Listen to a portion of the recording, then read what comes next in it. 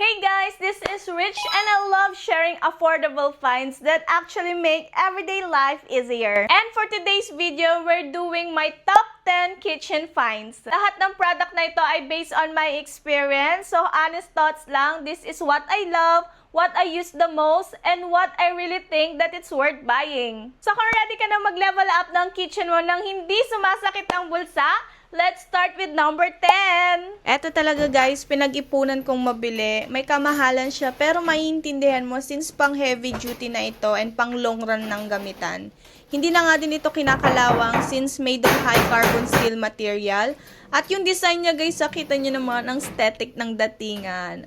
5 tiers na nga yan at ang size nito is 80 by 42 cm. Sobrang dami mo pang mailalagay dito. Kahit mabibigat pa yan is kayang-kaya niya talaga. Kasi hindi siya mabebenha unlike sa mga plastic or mga Durabox. I highly recommend this kung gusto mo talaga ng pangmatagalang cabinet. Next, we have my top 9. Ito talaga yung gamit na gamit ko dito sa kusina. As in, last year ko pa ata ito nabili.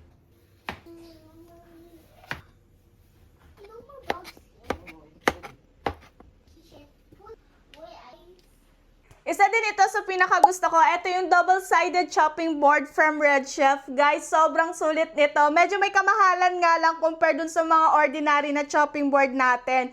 Pero guys, napaka-worth it nito. Etong part na to, dito kayo mag-slice ng mga vegetable, mga fruits. And yes po, naka-designated nga po talaga ito para dito. And eto namang stainless sa may likod niya is para ito sa mga meat natin o kaya sa mga fish.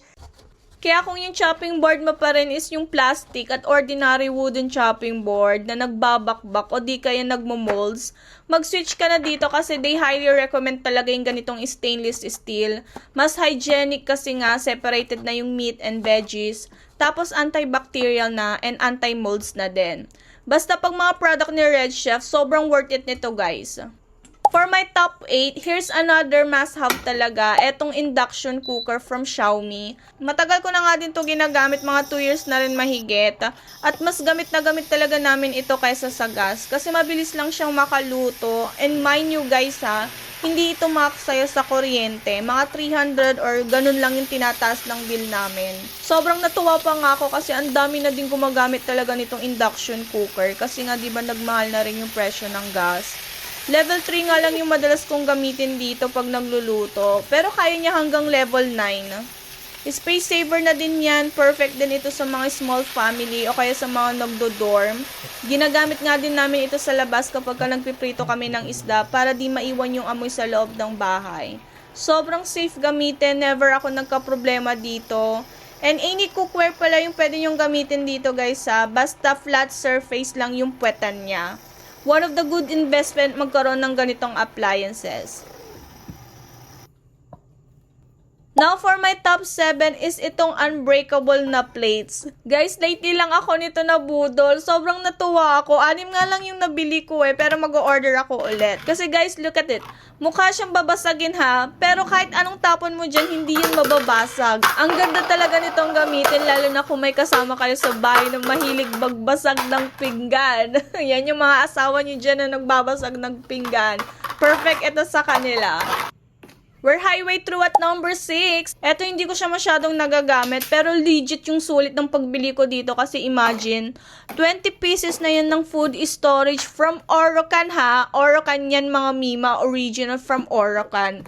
Tapos yung price niyan, ang mura ko lang nabili as in nasa 300 lang ata. Tapos ganito kadaming baunan yung meron kayo. Siguro kung meron kayong okasyon, kahit hindi na nila ibalik is okay lang. Hindi din siya takaw space in case na itatago nyo na siya. Here's my top 5. Nung nabili ko ito, nanonood lang ako ng cooking vlogging. Tapos, eto yung gamit niya. So, napa-check out ako. Sobrang ganda. Made of glass na yan. This is 2-in-1 oil spray bottle. So, pwedeng mist and pwede mo din siyang ibuhos lang. Maganda siguro kung makapag-upgrade ako ng medyo malaking size nito. Malit lang kasi ito medyo nabibitin yung oil ko.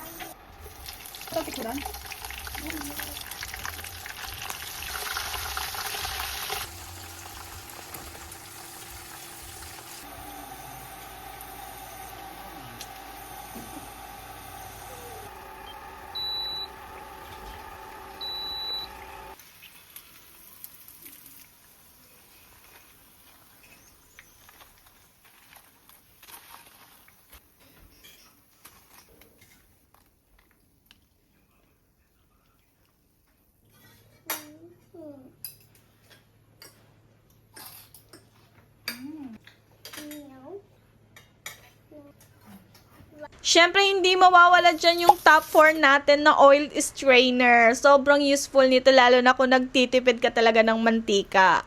Ayan, napakadali niya lang gamitin. Ibuhos mo lang, then mafi-filter niya na yung mantika mo, and pwede mo na ulit i-reuse. Ito naman si top 3. Mura lang ito, guys, pero useful din sa akin itong butter container. Wala pang 100 pesos ata yung presyo nito.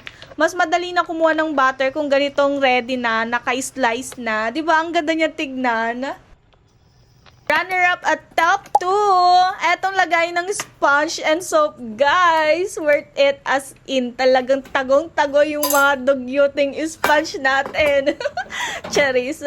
Pero yun naman talaga yung purpose niya, yung hindi nakatunganga lang yung sponge na gamit natin. Kasi diba punong-puno ng stain yung mga hinuhugasan nating utensils. And makaksaya naman kung lagi tayo nagpapalit nito. Kaya itago muna natin dito. Meron na rin yung drainer, so napaka-safe yan sa mga ipis, sa mga madudumi. Tapos tabihan mo na din dito sa gilid ng liquid dispenser para sa dishwashing liquid natin. Halos lahat nabudol ko na sa inyong mga mima, pero eto na nga yung last, but not the least na mabubudol ko sa inyo. Eto yung kitchen cleaner na gamit ko dito sa kusina ko. This is from Seaways, and guys, napakaganda nito kasi halos lahat ng part ng kitchen nyo, pwede nyo siyang magamit. Mapa tiles, etong mismong sink na to. Dito sa ating gas range, pati na din dito sa range hood, is kayang-kaya niyang linisan etong Seaways na kitchen cleaner natin. And that's all for today's video, guys. I hope nagustuhan nyo itong budol finds ko. And guys, don't forget to like my videos and subscribe to my channel for more updates. Thank you so much. Stay safe and God bless.